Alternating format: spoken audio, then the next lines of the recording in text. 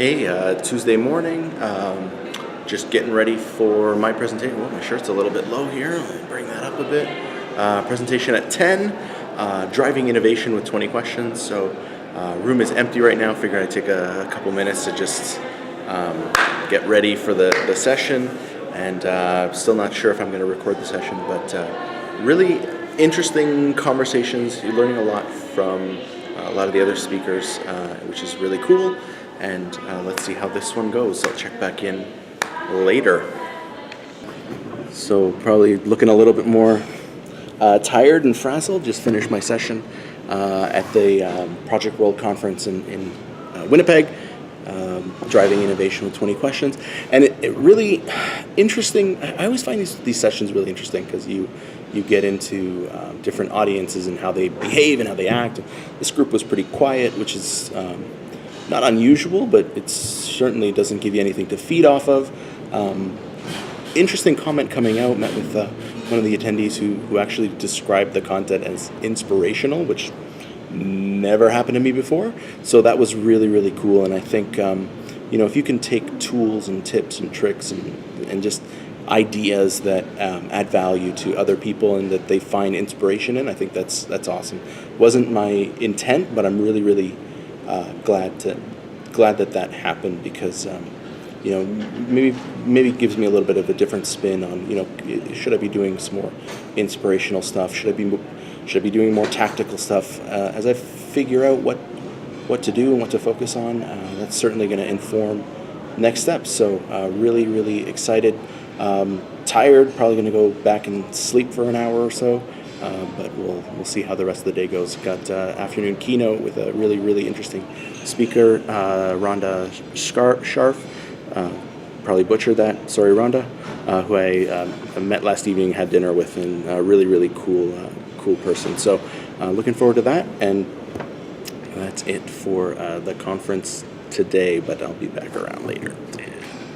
Just following up on the previous clip where I came out of my workshop or my session and had someone that was that felt really inspired by the content. That was really cool. Got me thinking a little bit more, and time hasn't super passed, but just thinking about it a little bit more deeply. My content has never been intended to inspire, but I'm certainly glad that it did. And I think part of the value that I try to bring when I'm doing this is I'm not really presenting for me, I'm presenting for the audience. And I actually had a great conversation with a fellow speaker. I'm just going to put him on camera here for a second. Hans. Say hi, Hans.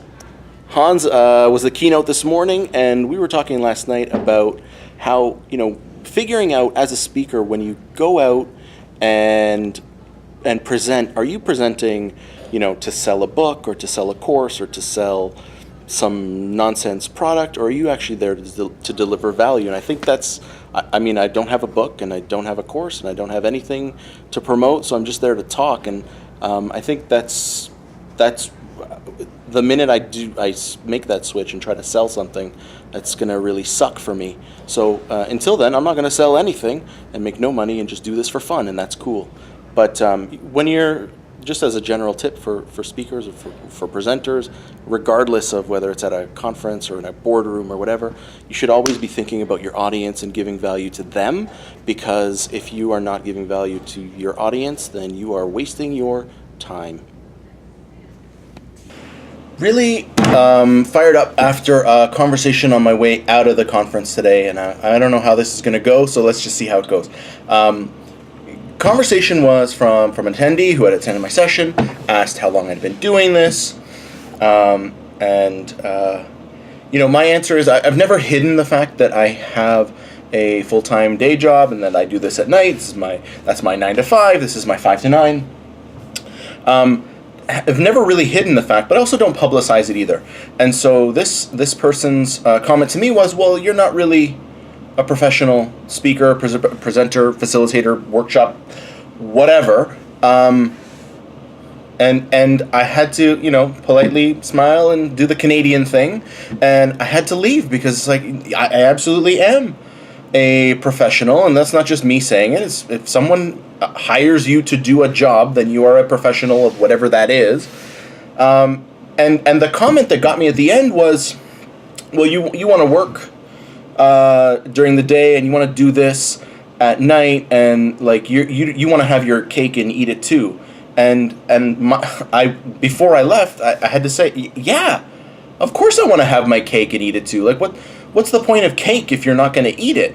So, I'm fortunate in that I am afforded the opportunity to both work in my day job, doing something that I really enjoy and something that really will help me build my legacy and the legacy of my organization and whatnot and whatever. But I also have the ability to do the stuff that I'm doing outside on my time, because I enjoy doing it, and because it's going to help me build, again, more legacy and more profile.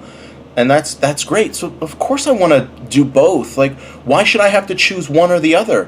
Why? Because it steps outside of your comfort zone, that I need to constrain myself to your definition of what a professional is. So, I mean, the thinking on the way back was, folks, if you've got that person in your life that's telling you that you are not good enough or smart enough or to do something that you want to do, just go do it, because maybe they're right. And you'll figure that out. But maybe you're right, and they will shut up. And those are the people that then a year from now, 2 years from now, will ask you how you did what you do, which is the question that I'm starting to get, given, I've got a young family, I work during the day, I'm trying to do a number of different other projects that are ultimately it's gonna help build profile and build legacy. But do it. Like, don't be discouraged because some person doesn't think you should, or that you're somehow lessened as a result.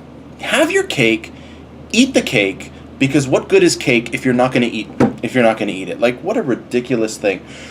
Needless to say, I will be heading back to the conference. I just wanted to take a step out and really see a couple things in Winnipeg. Lovely place, but like, you just do, man. Like, just try. If there's something you want to do, whether it's public speaking and presentation at a conference, whether it's you want to write a book, you want to start a video blog like this, like, just do it. And maybe it works, and maybe it doesn't, and maybe you learn something. And the key benefit that I've found with doing the outside speaking is it's made me much more effective in my day job. So you're going to learn new things, even if it becomes a quote failure, even if it doesn't, you don't get to retire on a couple speaking gigs, even if you don't become, Gary Vee or Mark Zuckerberg or like whoever, nobody's going to. But that doesn't mean you shouldn't try to do something if you want to do it. Just try.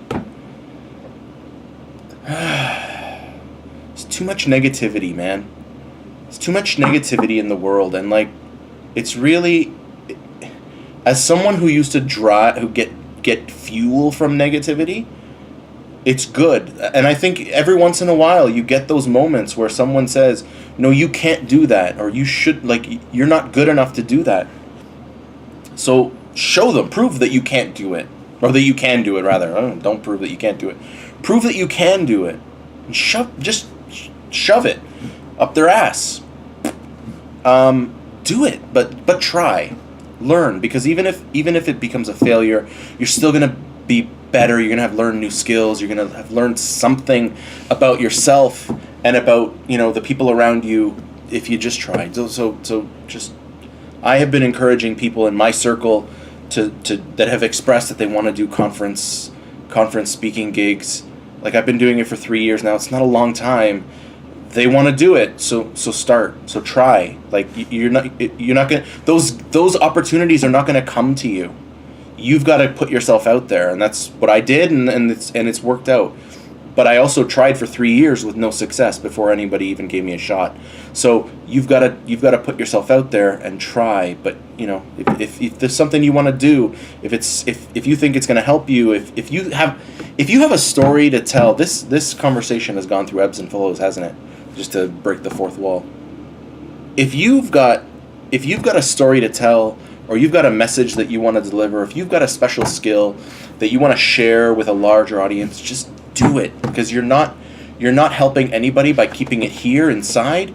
Just go and share it, because I guarantee there's an audience for you that wants to hear what you have to say, that wants to learn what you know and what you can teach, there's someone there for you. So just get out there and just do.